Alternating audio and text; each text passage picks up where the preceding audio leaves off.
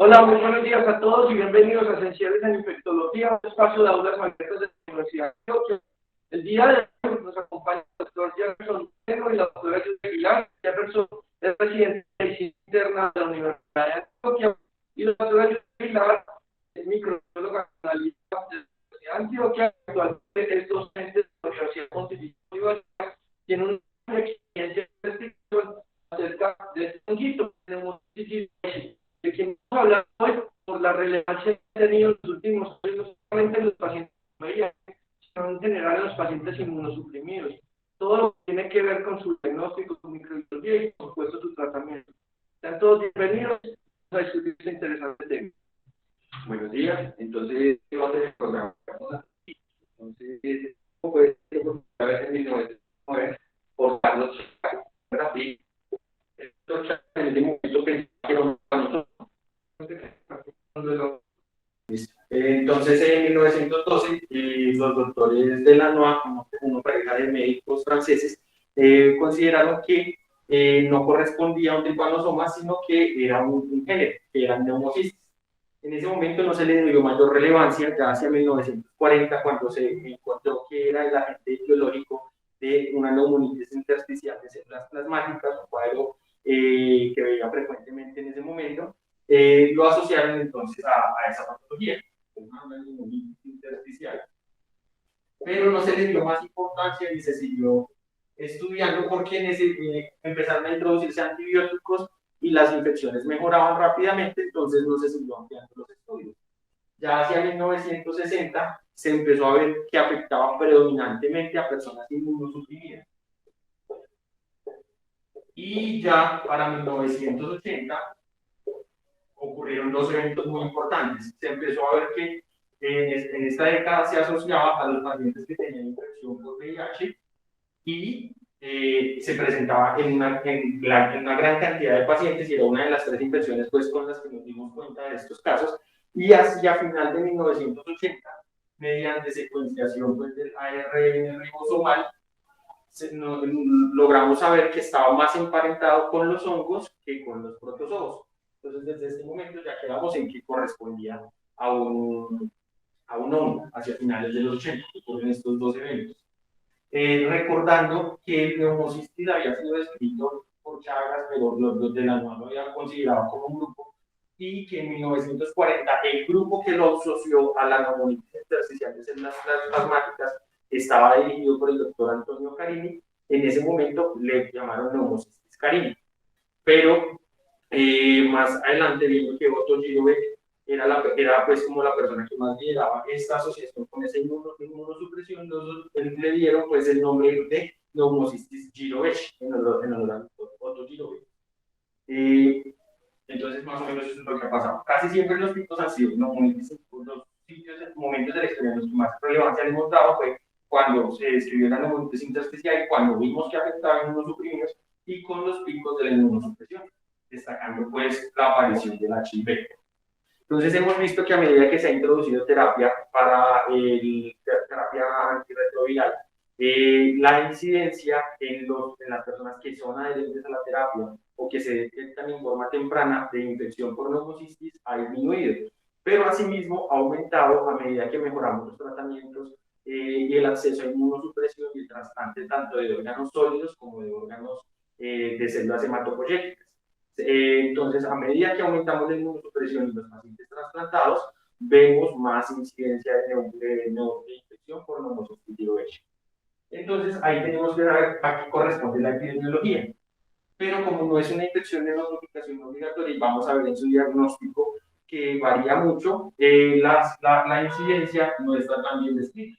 Se dice que se presentan más o menos 400.000 casos por año y hasta 52.000 muertes por año en forma global, pero estos datos van a ser variables por lo que estábamos diciendo. Entonces, el género neumocystis y el neumocystis girovechi, que es el específico de humano, corresponde a hongos unicelulares que son especies específicos. Entonces, si yo tengo, si yo tengo un neumocystis este va a corresponder, es uno para ratones, uno para conejos, uno para humanos. Y este nombre va a depender de a quién le específico. En nuestro caso sería entonces peligro hecho. Vamos a ver. Entonces es específico de humanos. Pechirovechi tiene como su forma infectante la espora. Las esporas se forman a partir de dos ciclos, o sea, tenemos un ciclo sexual y un ciclo asexual.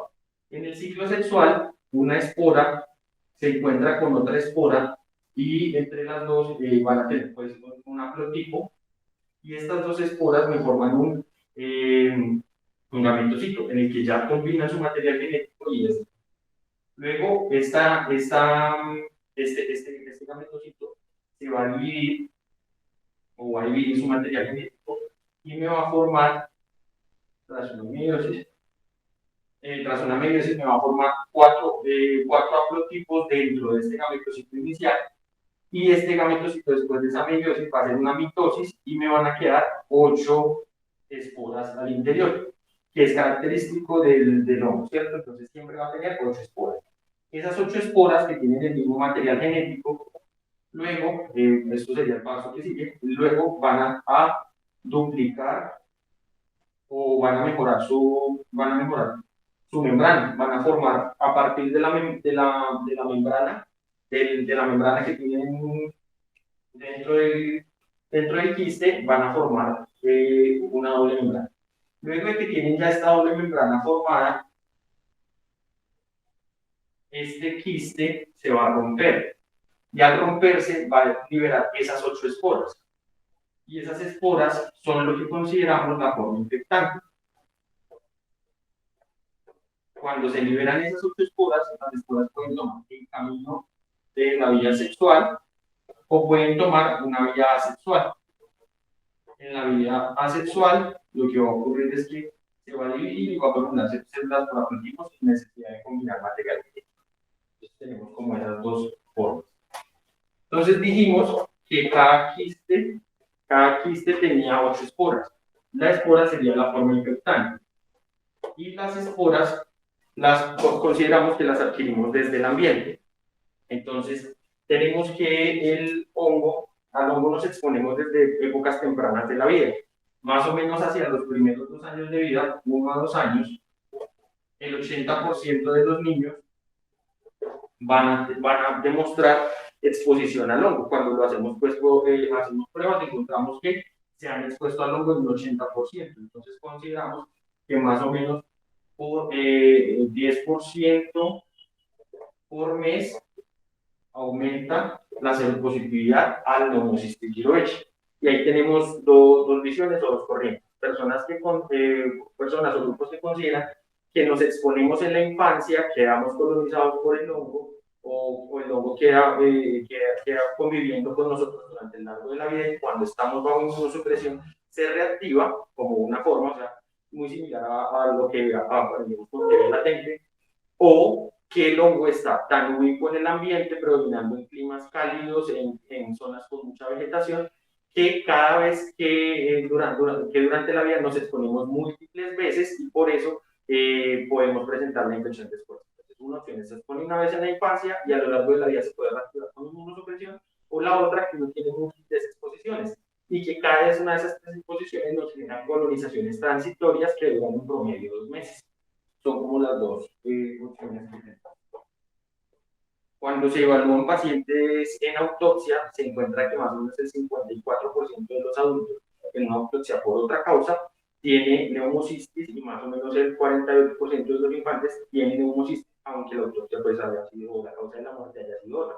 Lo que quiere decir que sí estamos expuestos al hongo en una forma muy ubicua a lo largo de la vida. Entonces, cuando queremos ver el neumocistis que le genera el cuerpo, sabemos que inhalamos la espora. Dijimos que un quiste tenía 8 esporas. Entonces también podríamos tomar como forma infecciosa el quiste y dentro del quiste las esporas. Cuando inhalamos ese quiste puede abrirse dentro del organismo o podemos inhalar las esporas directamente. Ellas van a llegar a las partes más distales de la vía aérea y en las partes más distales de la vía aérea se van a unir a los neumocitos tipo 1. cuando se unen a los neumocitos tipo 1, no se fusionan con ellos ni son fagocitados, a diferencia de otros gérmenes que conocemos, sino lo que hacen es que la espora se adhiere sólidamente al neumocito tipo 1 y se adhiere, pero nunca se fusiona. Y esa adhesión hace que el neumocito tipo 1 no pueda llevar a cabo sus funciones y que por el contrario desencadene una respuesta inmune que está regulada principalmente por factor de necrosis tumoral y interferón gamma.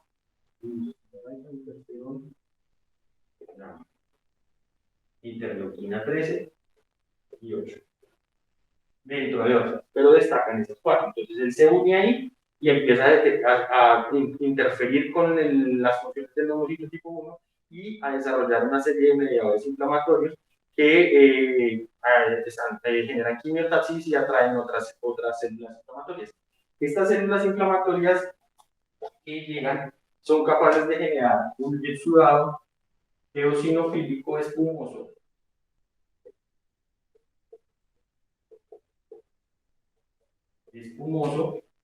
que empieza a ocupar la luz de los alveolos, y esa ocupación de los alveolos, entre más carga de neumocitos tenemos, más inóculo, va a aumentar más la producción de este eosinófilo que va a ocupar los alveolos y por tanto va a generar una alteración en la superficie de intercambio.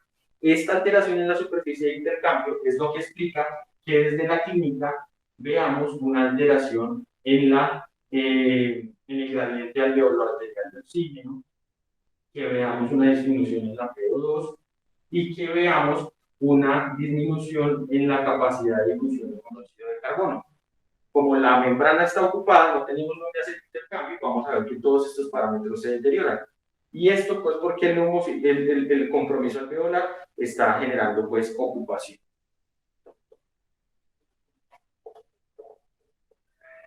Entonces, como otras características muy relevantes del hongo es que este hongo, a diferencia de muchos otros que conocemos y con los que estamos familiarizados, la principal molécula lipídica en su membrana no es el ergosterol. Y aquí que no sea sensible a muchos de los antimicóticos que usamos, sino el principal lípido que tiene en su membrana es el colesterol. Entonces, sabiendo que no tiene ergosterol, sabemos que hay muchos antimicóticos que no podemos usar. Otras cosas como para recordar es que la forma infecciosa del quiste y la espora, y que existe la posibilidad de que lo adquiramos por una colonización desde la infancia con posterior reactivación cuando estamos inmunosuprimidos o a exposiciones repetidas con colonizaciones transitorias de 2 meses en promedio. Entonces, ya dijimos que el hongo tenía unas formas y que esas formas las podíamos ver al biólogo. Cuando queremos acercarnos al abordaje diagnóstico o a la clínica del paciente, es de mucha importancia recordar que el hongo no se puede cultivar, o al menos no, aunque se puede cultivar para el estudio metabólico y para estudiar características del hongo en sí, no tiene aplicación en el diagnóstico porque es muy difícil replicar los cultivos para esto. Entonces podríamos quedarnos con la idea de que no es cultivable. Entonces, como no podemos cultivarlo, tenemos que pensar que la forma en la que demostramos la infección o lo que más hacemos es demostrarlo mediante la visualización directa por microscopio con diferentes técnicas. Entonces, cuando ya tenemos esto, tenemos que pensar en cuál es la clínica. Entonces dijimos que la clínica de la infección se destacaba dentro del compromiso pulmonar, pues porque es el sitio de entrada. Entonces, cuando tenemos el compromiso en el pulmón, ya hablamos que los pacientes que más se comprometen son los pacientes inmunosuprimidos. Y vamos a dividirlo en 2 grupos muy grandes que nos van a facilitar el entender cuál es la clínica que vamos a tener. Y entonces, estos pacientes con compromiso pulmonar, lo más frecuente va a ser los pacientes con HIV y los pacientes que tienen inmunosupresión pero que no tienen HIV. Entonces, en estos pacientes con no HIV, vamos a tener a los pacientes con trasplante de órgano sólido, trasplante hematopoyético, inmunosupresión para enfermedad inflamatoria intestinal, para enfermedades de colágeno, o pacientes que toman pues, esteroides, destacando dentro de todos los medicamentos para la inmunosupresión a los esteroides. Y en el otro lado vamos a tener a los pacientes con HIV. En los pacientes con HIV, la clínica usualmente va a ser subaguda o crónica, teniendo como promedio que el cuadro del paciente va a ser en semanas. En el paciente que tiene una inmunosupresión no HIV, la clínica va a ser mucho más aguda y puede presentarse en días hasta una semana, pero va a destacar el que es mucho más agudo. En el paciente que no tiene HIV, los tres síntomas, los tres hallazgos clásicos van a ser que el paciente tiene fiebre, tos no productiva y la disnea o el deterioro de su clase funcional, el deterioro de su capacidad para hacer ejercicio, es como lo que más destaca. En el paciente no HIV, el cuadro va a ser con los mismos tres síntomas, pero el que más va a destacar es la disnea. Y el que más va a destacar es la disnea, es porque en el grupo de pacientes inmunosuprimidos no HIV, la infección por neumocistis lleva a falla ventilatoria y a insuficiencia respiratoria, falla ventilatoria en una mayor proporción de los casos y muchísimo más rápido. Tan es así que la mortalidad en paciente no HIV por neumocistis puede ser de 35 a 40%. Y la mortalidad en el paciente con HIV, asumiendo pues que no estamos dando tratamiento, es de 10 a 15%. Entonces vemos claramente que este es un cuadro más agresivo, el del inmunosuprimido no HIV. Entonces vimos que este era un cuadro subagudo, este era un cuadro agudo, este parece más agresivo, este un poco menos agresivo dentro de lo que cabe, y en las imágenes también va a variar. En la radiografía, que esto es algo que primero tenemos acceso, luego de atacar para evaluar el ejercicio, la radiografía del paciente con HIV va a tener compromiso intersticial, pero la ubicación de este compromiso intersticial o de estos infiltrados intersticiales que suelen ser virales es lo más frecuente. Obviamente hay un espectro y pueden haber personas que tengan otras manifestaciones, pero vamos a describir lo más frecuente. Entonces, intersticial de predominio parailiar, bilateral, intersticial, parailiar, bilateral, y en el que yo puedo ver si yo tengo ya abajo, puedo verlo si ya tengo un ojo experimentado en la radiografía o ya en la tomografía, la presencia de quistes.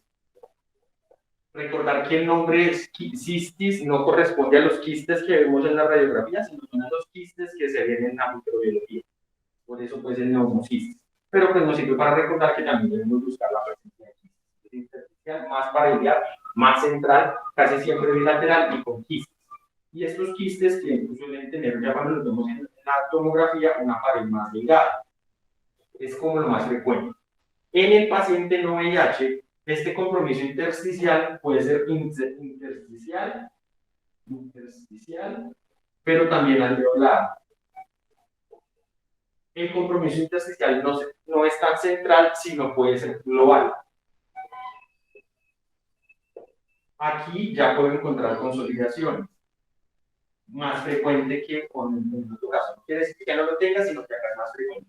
Global puede tener consolidaciones, puede tener derrames.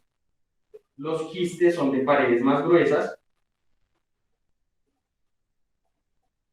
Y desde la presencia de quistes, algo que podemos esperar de un paciente con infección por neumocistis es que a partir de los quistes puedo tener neumatoceles o puedo tener neumotórax. En ambos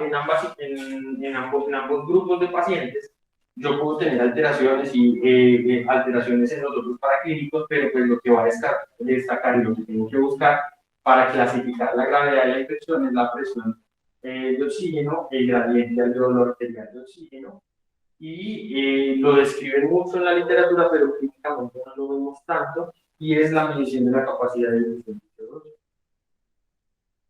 También podríamos encontrar LDHs aumentadas, pero sabemos que si en este grupo tenemos pacientes hematológicos, pacientes trasplantados o pacientes con otras cosas, no va a ser algo completamente específico, pero sí me podría llegar a indicar que tengo una lesión pulmonar.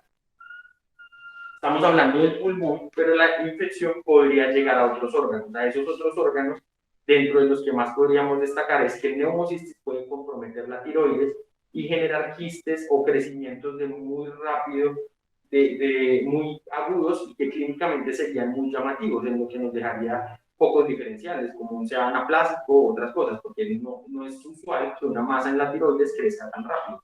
Entonces, pensar en que, aunque lo que destaca es el compromiso pulmonar, puede comprometer esos otros órganos. Y otros órganos serían el vaso, el hígado, la tiroides ganglios. Pero para yo poder hacer ese diagnóstico de compromiso en otros órganos, necesitaría una demostración histológica. Por lo que casi siempre lo que hacemos es diagnosticarlo del pulmón, que es a lo que tenemos un poco más de acceso. Pero recordar que podría ser diseminado. La demostración difícil, pero podría ser diseminado.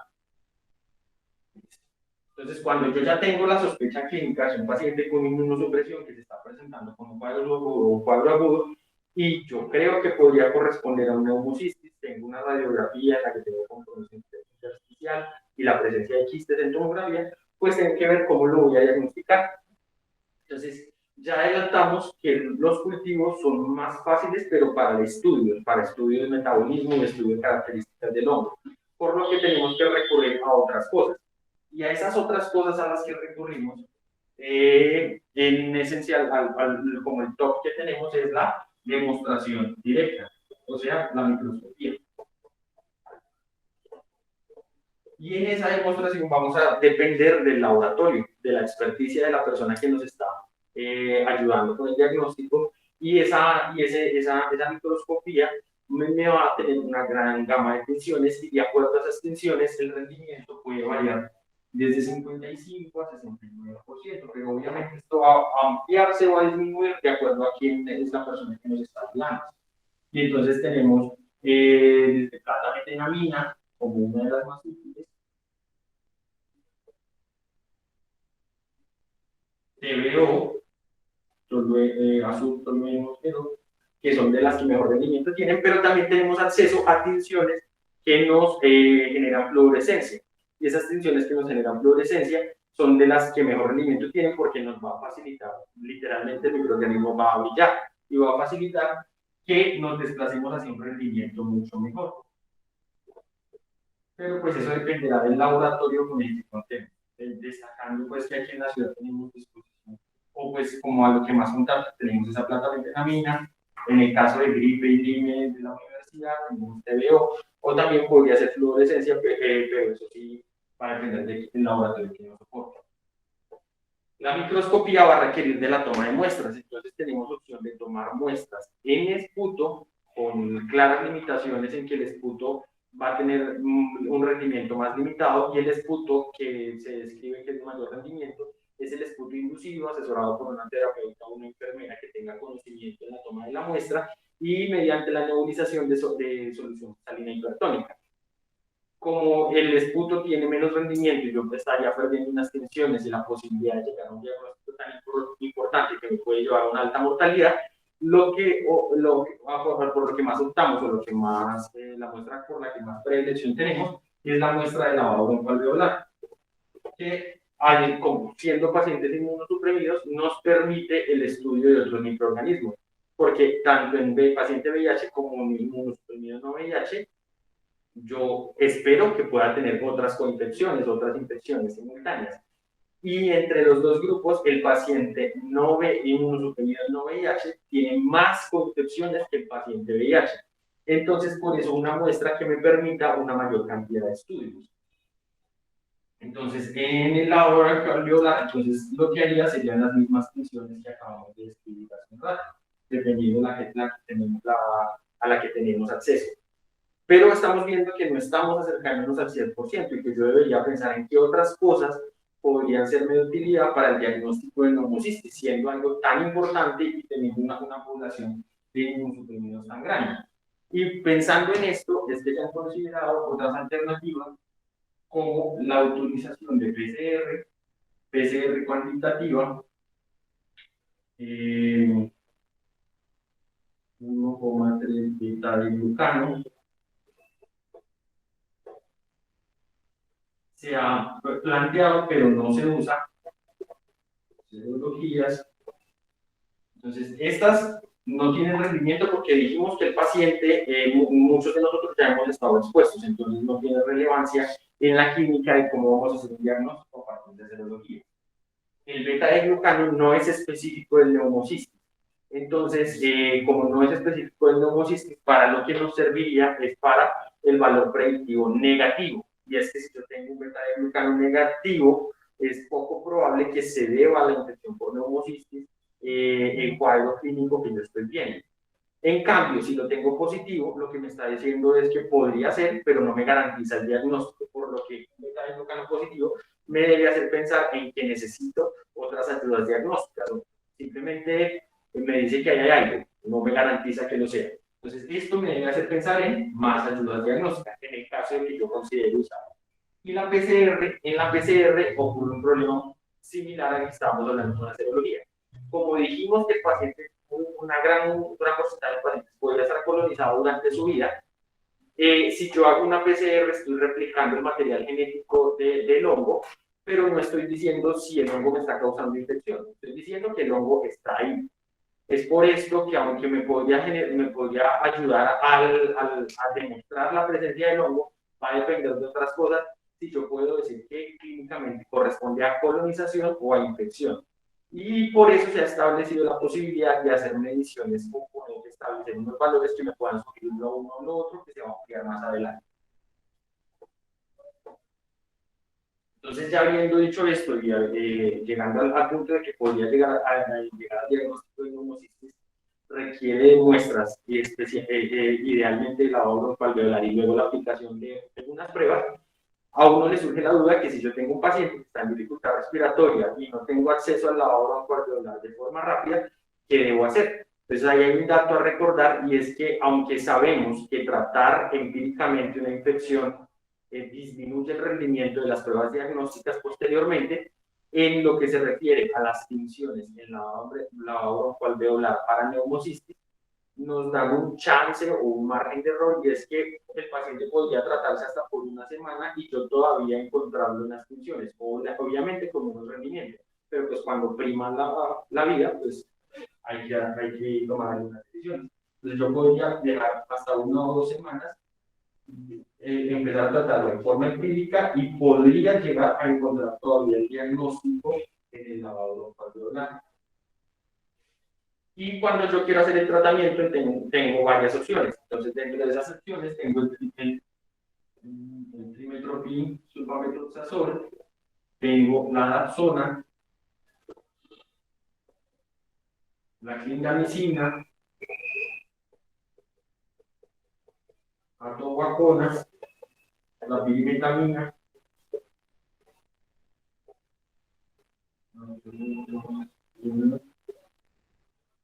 y pentamina.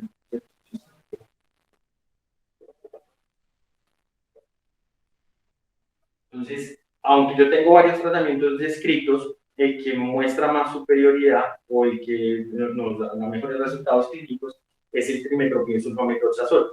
Está compuesto entonces de 2 y debemos saber que el componente del sulfamethoxazole es al que más se asocian los efectos adversos. Los efectos adversos son más frecuentes en el paciente inmunosuprimido VIH que en el inmunosuprimido no VIH. En el paciente inmunosuprimido VIH, los efectos adversos pueden alcanzar hasta un 80%, pero este 80% puede ser desde efectos leves hasta efectos muy graves, dentro de los que debemos destacar la hipercalemia por inhibición de la excreción de potasio, la hipercalemia, la lesión, la elevación de creatinina o la lesión renal, las lesiones en la piel, desde cosas tan leves como un exantema hasta un Steven Johnson o un NET. Y entonces esto es lo que nos debe pensar nos debe hacer pensar entre sopesar el riesgo-beneficio del tratamiento.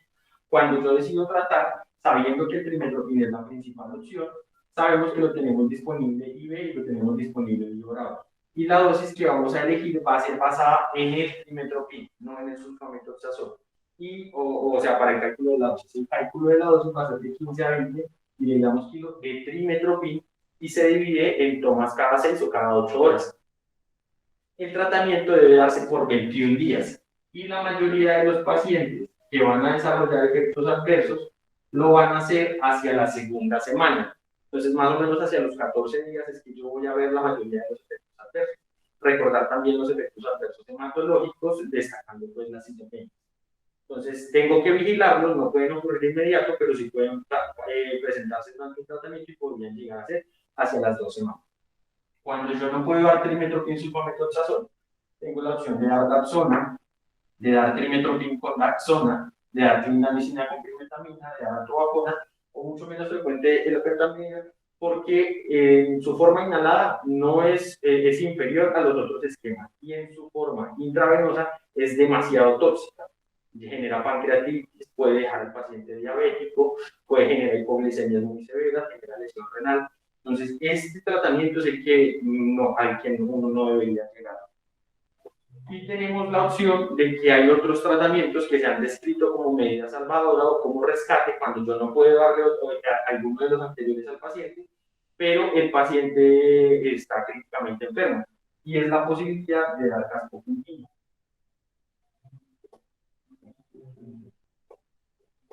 Obviamente es basado en series y reportes de casos, no en estudios controlados, pero es una medida salvadora que yo podría considerar. Entonces, esencialmente lo que debemos recordar es que el tratamiento es con trimestoprim. Dijimos que por 21 días. Cuando yo doy tratamiento, luego debo estar en profilaxis secundaria, porque como ninguno de estos medicamentos que nombramos es bactericida, son bacteriostáticos. Entonces yo considero que la infección yo la traté, pero tengo el riesgo de reactivación. Y el riesgo de reactivación puede ser hasta 4 episodios más en el mismo año para un paciente si él no recupera su inmunidad. Y en los no VIH va a depender de la indicación de la inmunosupresión, del tiempo tras el trasplante o de la neoplasia que se esté tratando. En cambio, en el VIH va a depender de qué tan rápido recuperemos el conteo de CD4. Hay decir que en un paciente de novo, de diagnóstico de novo, que la infección que destaca es el neumocistitis y no tenemos otros oportunistas, la terapia antirretroviral debería introducirse en los primeros 14 días desde que empezamos, porque le va mejor que al paciente que esperó 21 días, terminó el tratamiento de neumocitis y ahí sí empiezo la terapia antirretroviral. Entonces vamos a tener que, hay una profilaxis secundaria, que sería el paciente que tuvo la infección por neumocitis, traté los 21 días y luego voy a dejar a dosis de una tableta diaria, o tengo la opción también de dejar una tableta, un comprimido de doble dosis, 3 veces por semana.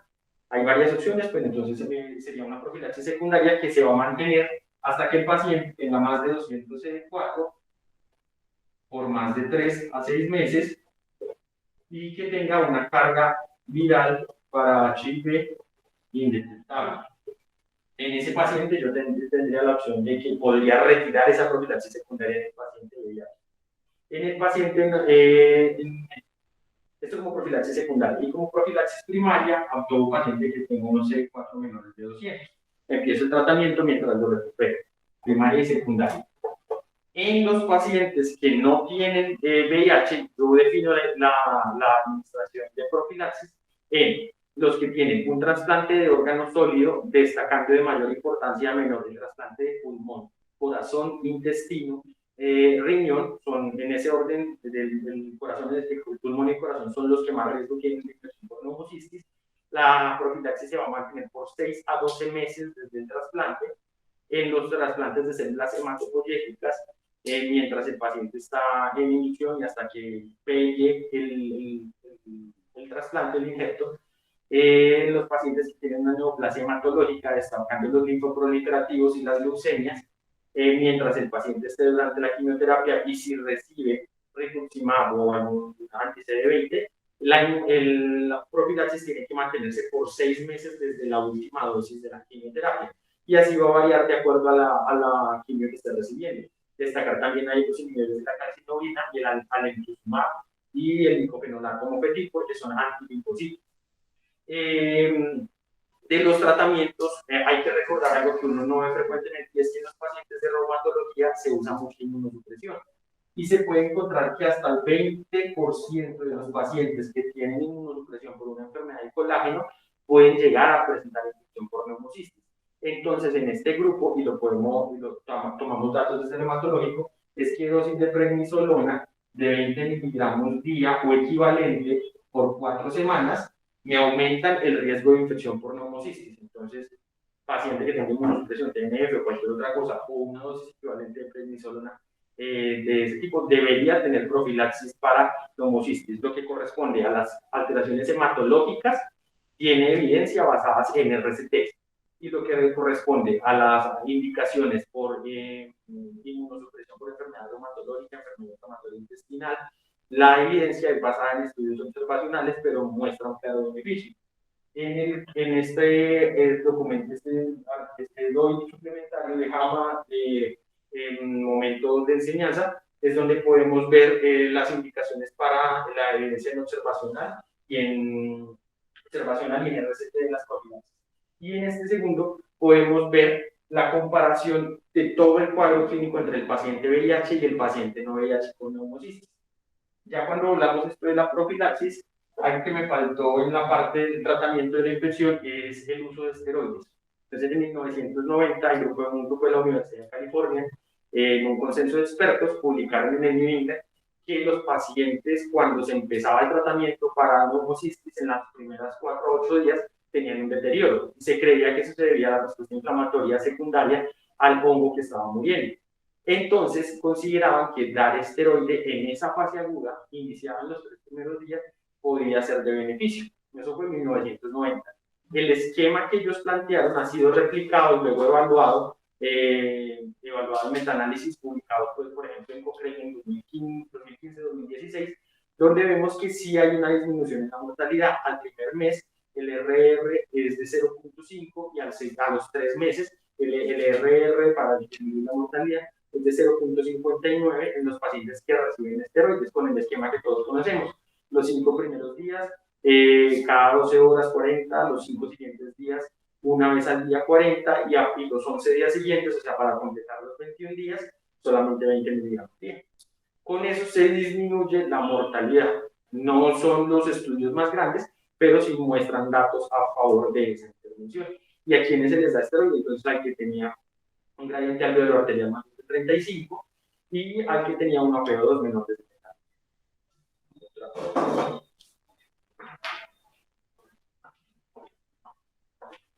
Muchas gracias, Jefferson. Buenos días. Bueno, yo quisiera hacer como algunas precisiones sobre algunas del contenido que nos está. La colonización es un proceso dinámico y la infección por neumocistis se ha considerado últimamente, y la teoría que más se acepta es que es un proceso dinámico, y esa hipótesis de que uno puede adquirirlo en la infancia y se queda uno con ella ya se ha quedado un poquito atrás, porque el sustento teórico de esa hipótesis eran los hallazgos de identificación que ubicaban los genotipos en el mismo lugar donde uno nacía.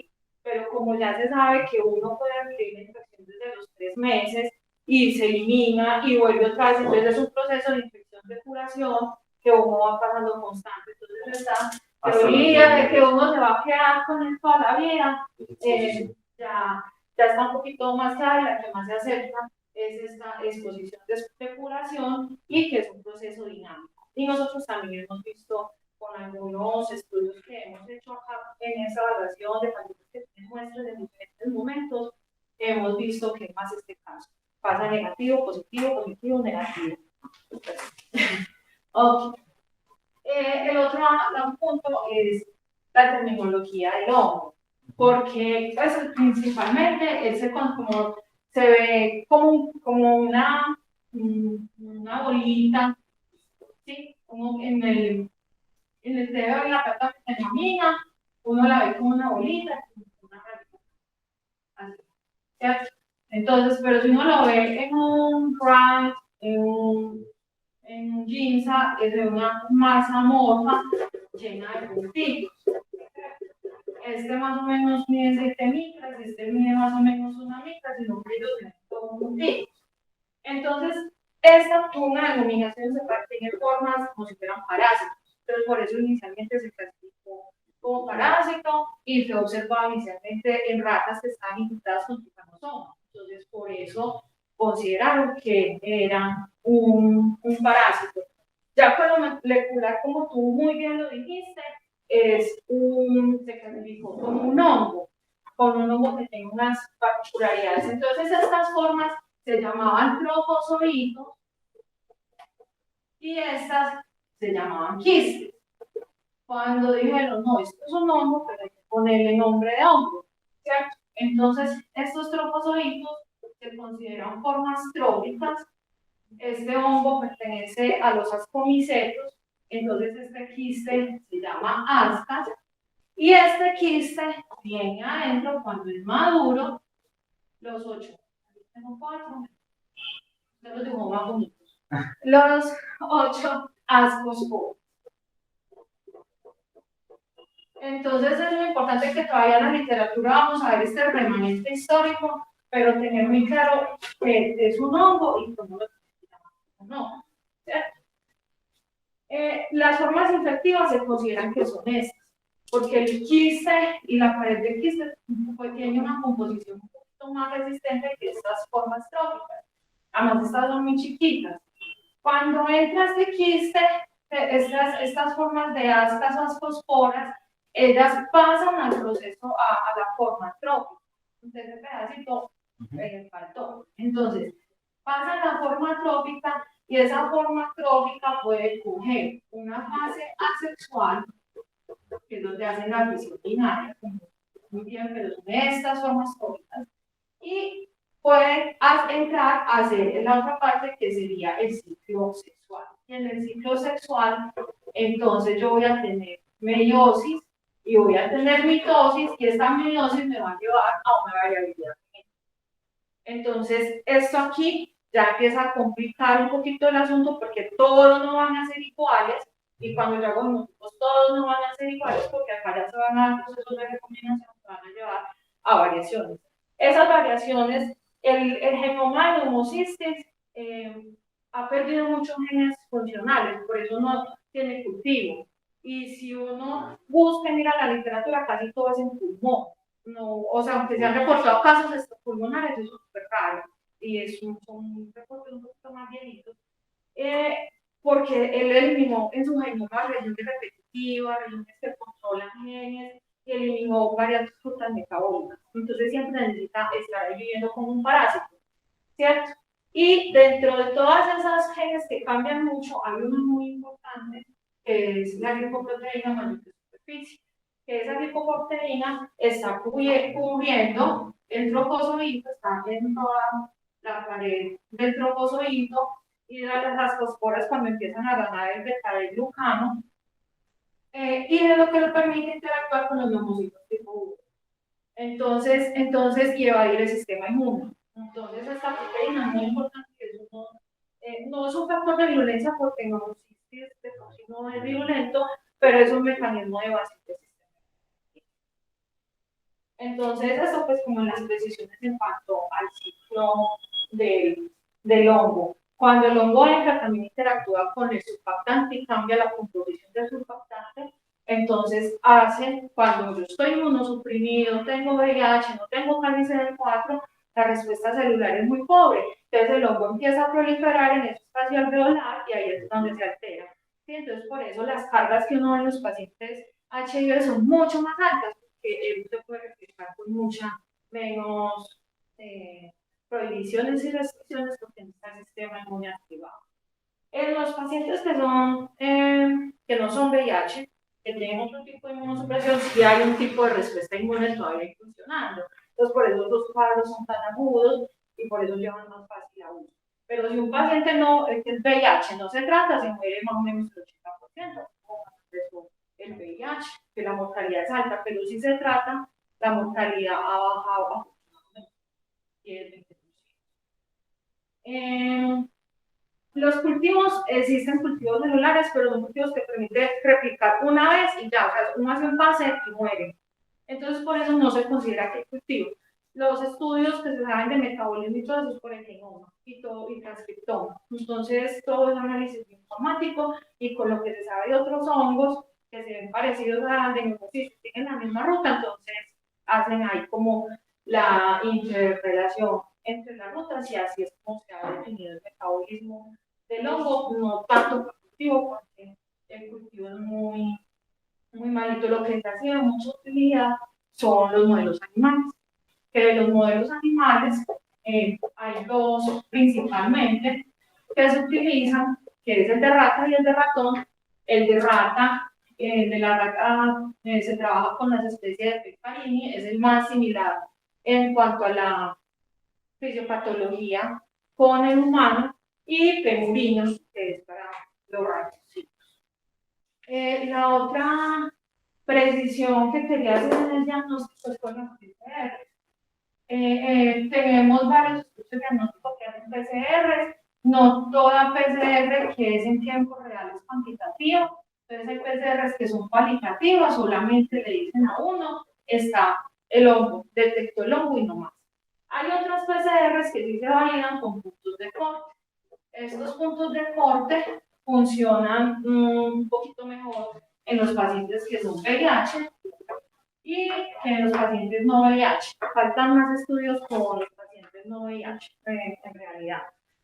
Pero sí se lo han logrado en algunos trabajos lograr un punto de corte para poder discriminar entre colonización y realmente la neumocistosis. En los de no VIH, no, porque aquí en los no VIH ya está esa interacción con el sistema inmune, ya no solamente de la carga. Pero en los pacientes de VIH, por esa misma parte que veíamos ahorita de la fisiopatología, yo sí puedo relacionar la carga, tener una carga alta con la neumocistosis. Entonces, sí hay varios blancos moleculares que se utilizan para estas PCRs en tiempo real. La PCR en tiempo real. Con las serologías que tú las mencionabas ahorita, es para la glicoproteína, la glicoproteína. Y de genotipificación de neumocistis prácticamente está basada, vamos a decir que genotipo es para estudios de epidemiología, para uno poder explicar un poquito de las dinámicas, los brotes, por ejemplo, que están descritos en unidades renales y todo eso, utilizan estas herramientas de genotipificación, que es detectar el gen por PCR, se secuencia y uno busca las mutaciones. Se han postulado como otros métodos para poder hacer esa genotipificación, pero todavía no está muy estandarizado y no se comprende muy bien ese método, cómo puede explicar esa dinámica del hongo debido a lo complejo que es el ciclo reproductivo de neumocitis y lo incierto que todavía tenemos, porque incluso con los estudios de genoma y transcriptoma de los últimos años ya se está postulando que incluso el neumocitis puede tener el homotalismo, que es en el mismo microorganismo tener femenino y masculino y hacer ahí la reproducción. Entonces, todo se volviendo más complejo.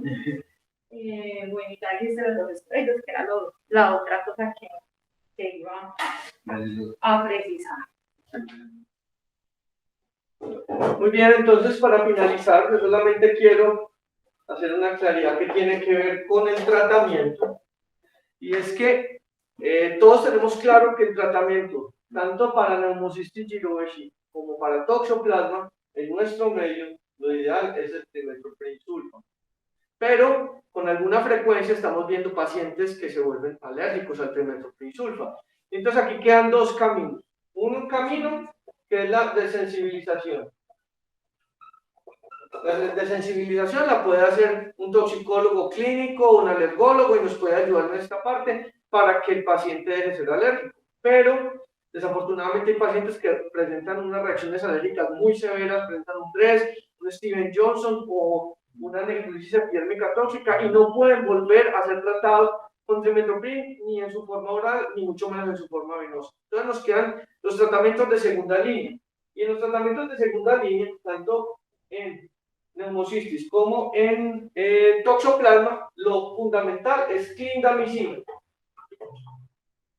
Es clindamicina para ambos, pero esta no puede ir en monoterapia, tiene que ir conjugada. En el caso de neumocistis girovesi es con primaquina y en el caso de toxoplasma es con pirimetamina. La pirimetamina es más difícil de conseguir en nuestro medio, no hay una forma comercial que estemos comúnmente suministrando, sino que en la mayoría de las veces tienen que mandar a ser preparadas las farmacias y estos vienen en unos comprimidos de 25 miligramos. Mientras que la primaquina es la misma primaquina que utilizamos para la malaria. Como somos un país endémico para malaria, pues esta la vamos a tener con mayor disponibilidad para administrar en los pacientes.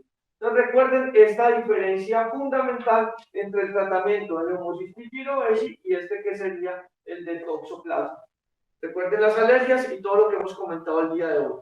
Espero que este repaso entonces de lo que es este hongo Pneumocystis jirovecii haya sido de su agrado, que vamos a mejorar entonces la forma como estamos utilizando las ayudas metodológicas y esperamos que nos acompañen en una próxima edición de Esenciales en Infectología, un espacio creado para ustedes por la Universidad de Antioquia en su sección de aulas abiertas.